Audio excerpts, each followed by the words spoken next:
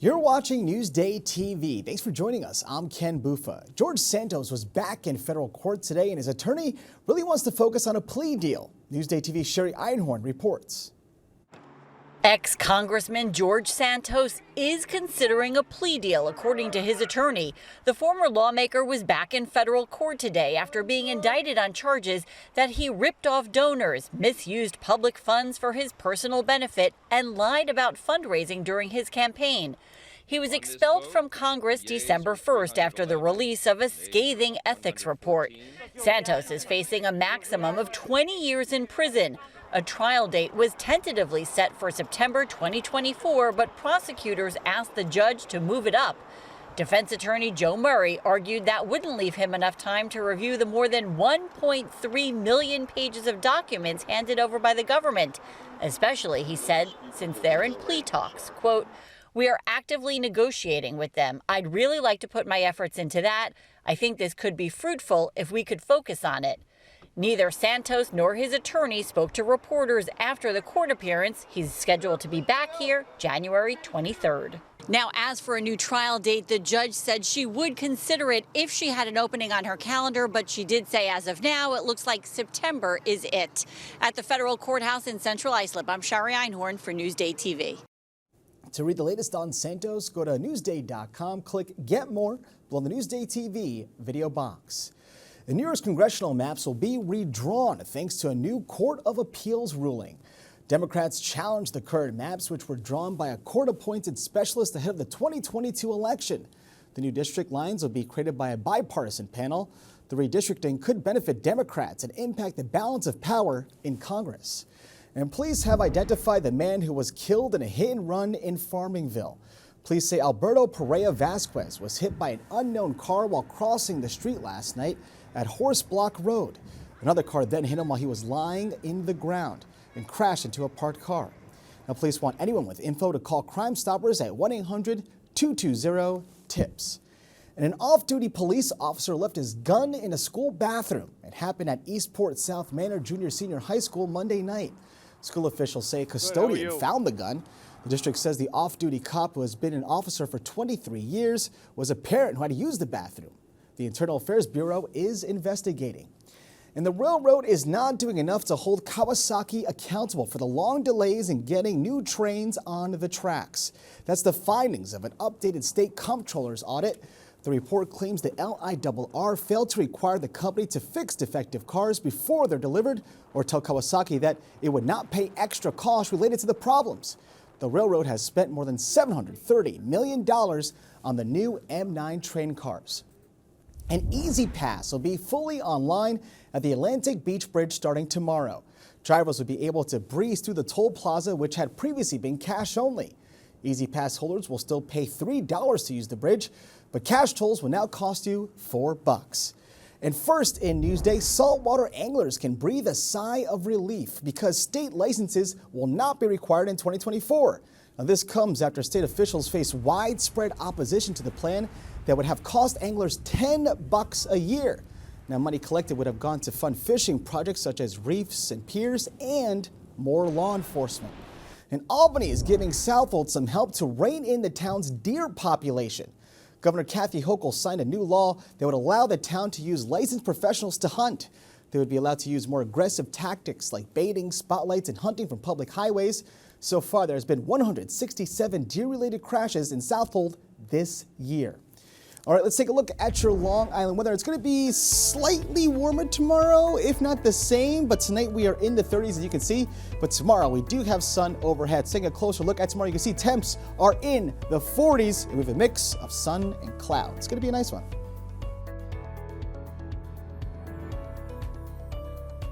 Long Island weather is brought to you by Home Tax Saver, PTRC Incorporated. Only in Newsday, there's a new surgical wing coming to the North Shore University Hospital. Macy Eglin got an exclusive look. I think it'll really allow us to take our care of these patients to the next level. Newsday granted exclusive early access to tour North Shore University Hospital's brand new addition, the Petrocelli Surgical Pavilion in Manhasset. The $560 million project made possible in part by donors like the Petrosellis. Construction began on this 288,000 square foot, 7-story addition in April of 2020. The new space will be home to additional operating rooms, 18 total, including 3 hybrid rooms, which offer advanced technology in one space for high-risk procedures. What we learned during the pandemic is that the communities around here need sort of top-tier facilities to be able to deal with things that perhaps we don't even expect. There will also be more intensive care rooms, 132, with the addition of patient lifts. A North Shore University Hospital is the only facility on Long Island where you can get a heart, lung, or liver transplant.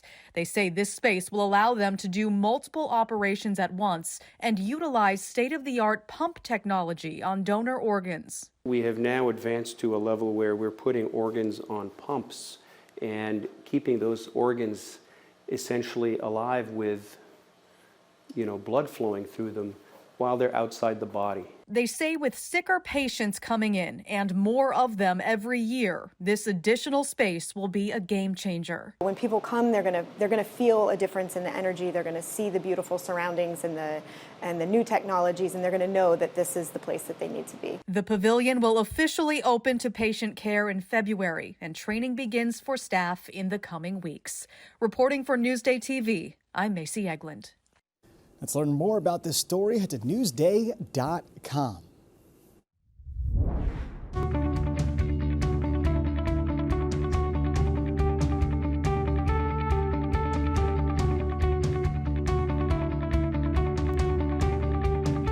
Newsday Sports is brought to you by PC Richard & Son.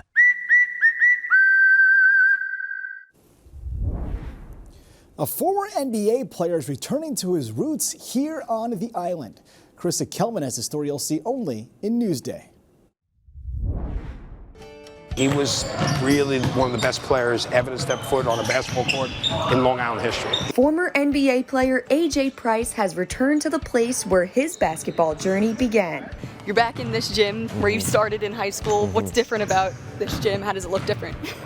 This is much nicer than what we had, so it's a great feel though, but it still has that same type of Amityville basketball vibe to it. This season, the former Amityville High standout is sharing his knowledge of the game as a volunteer coach for the boys basketball program. Being able to relate to me as terms of coming from the same background, same places, walked these same halls, played in the same gym, and I made it to the highest level. Really gives them the confidence and belief that they can do anything. He can really show and demonstrate everything, and that's really a quality that most high school coaches aren't able to really do. I like his coaching. He always pushes us. He's definitely a good fit. And while Price says his coaching style involves toughness and discipline, he believes what he can teach the players off the court is what's most important. I'm always in the air about, things that don't even pertain to basketball, because we're trying to prepare these young men for life. I'm able to tell kids what to do in certain situations in terms of going right or going left. He's a great teacher and a great communicator. His influence over them, I can see them maturing much faster. He's like a mentor to us right now, especially us guards. He showed us a lot of things, like how to be disciplined and how to stay motivated on the team. Though Price has never considered a career in coaching, his time at Amityville has him thinking otherwise. Just being around them every single day just brings joy, makes it very gratifying to be out here and coach these guys. Being here too, taking his time, that means a lot. In Amityville, Carissa Kelman, Newsday TV. It's a great coach. Now to read more about Price, go to Newsday.com, click Get More, below the Newsday TV video box. In this day and age of social media and of misinformation everywhere you look, it's so critical for my work to come from a respected, trusted source where readers know they can trust it day in and day out. Newsday, covering Long Island like no one else can. You're watching Newsday TV. I'm Ken Buffa. Thank you so much for joining us. We leave you now with a look at your 7-day forecast.